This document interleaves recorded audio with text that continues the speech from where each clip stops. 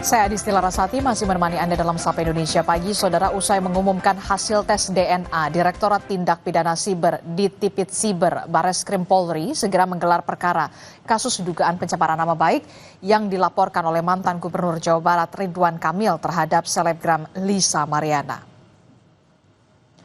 Namun demikian, Kasubdit 1 di Tipit Siber Bareskrim Polri, Kombes Rizky Agung Prakoso belum memastikan kapan gelar perkara akan dilakukan. Rizky mengatakan gelar perkara dilakukan guna menetapkan tersangka dalam kasus yang dilaporkan RK terkait dengan dugaan pencemaran nama baik dengan terlapor Lisa Mariana melalui sejumlah media sosial. Hingga kini saudara di Tipit Siber Bareskrim Polri masih mendalami laporan pencemaran nama baik yang diajukan Ridwan Kamil terhadap Lisa Mariana 11 April 2025 yang lalu. Jadi tentunya dari penyidik terkait dengan informasi ini kita akan melakukan langkah-langkah untuk memberikan kepastian hukum. Mungkin langkah yang paling dekat adalah kita akan melakukan gelar perkara terkait dengan langkah-langkah apa yang akan kita lakukan kemudian. Demikian Mas, terima kasih. Bareskrim Polri segera menggelar perkara kasus dugaan pencemaran nama baik yang dilaporkan mantan Gubernur Jawa Barat Ridwan Kamil terhadap selebgram Lisa Mariana. Dan lebih lengkapnya kita tanyakan kepada jurnalis Kompas TV, sudah ada Triksi Valensina di Bareskrim Polri. Triksi, setelah kemarin Bareskrim sudah mengungkap hasil tes DNA, Ridwan Kamil tidak cocok dengan anak selebgram Lisa Mariana. Kapan gelar perkara akan segera dilakukan untuk penetapan tersangka, Triksi?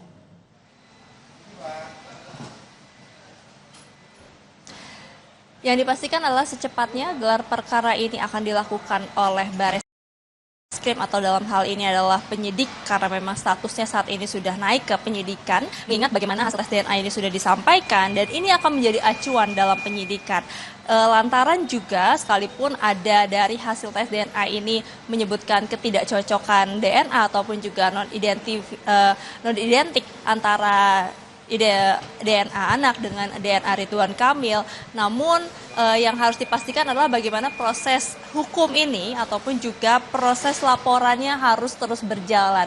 Sehingga gelar perkara ini menjadi langkah yang awal ataupun juga langkah terdekat yang harus dilakukan dari penyidik untuk kemudian menentukan status hukumnya termasuk juga status dari terlapor yakni Lisa Mariana karena memang sudah ada beberapa hal yang dikumpulkan oleh penyidik. Dalam hal ini ada setidaknya 12 saksi yang sudah dilakukan pemeriksaan termasuk juga Lisa Mariana dan juga Ridwan Kamil, termasuk juga ada keterangan-keterangan yang diminta dari ahli bahasa, ahli ITE dan juga ahli hukum pidana.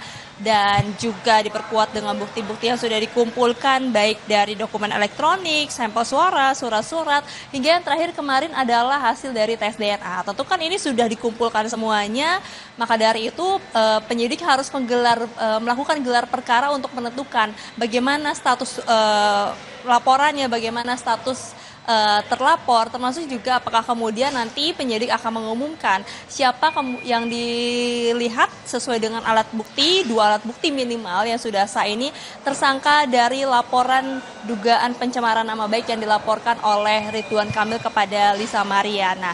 Nah inilah yang kemudian kita akan nantikan Adisti dan juga saudara terkait dengan gelar perkara termasuk juga kelanjutan dari kasus ini. Nah tapi kemarin kalau misalnya dari hasil tes DNA yang sudah disampaikan dalam press conference, ada tanggapan-tanggapan juga yang dikeluarkan. Yang pertama misalnya kita melihat tanggapan dari Lisa Mariana yang diunggah dalam sosial medianya menyebutkan bahwa dirinya ini menduga ada rekayasa dari hasil tes DNA, tidak menerima hasil dari tes DNA tersebut dan juga meminta untuk diusut tuntas. Sementara kalau misalnya kita melihat dari penasihat hukum Ridwan Kamil, Muslim Jaya Butar-Butar menyebutkan bahwa meskipun saat ini proses hukumnya berjalan, Ridwan Kamil masih menempuh pertimbangkan langkah-langkah hukum, tapi tidak menutup kemungkinan ataupun juga membuka jalur untuk damai. Jadi memang ada kemungkinan-kemungkinan yang disampaikan oleh penasihat hukum selain misalnya jalur hukum adalah jalur damai. Akan ada negosiasi atau mungkin perbincangan yang akan dilakukan untuk menempuh jalur lain. Nah inilah yang juga kita saksikan bersama-sama Adisti dan juga saudara bagaimana dari dua pihak ya, baik dari kepolisian maupun juga dari pihak antara terlapor dan juga pelapor, apakah kemudian ini akan ada finalnya ataupun juga akhirnya dari kasus-kasus yang kemudian juga sudah sampai saat ini terbuka.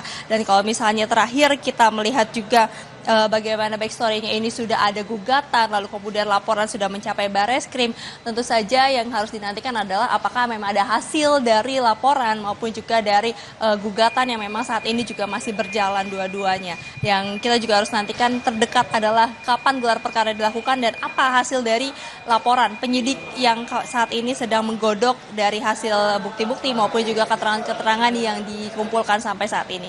Adisti. Baik, terima kasih informasi jurnalis Kompas TV, Triksi Valencia, dan juga juru kamera Riki Sultana melaporkan langsung dari Bareskrim Polri.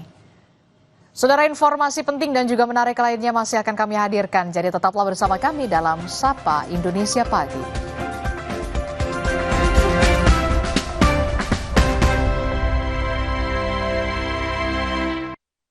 Aku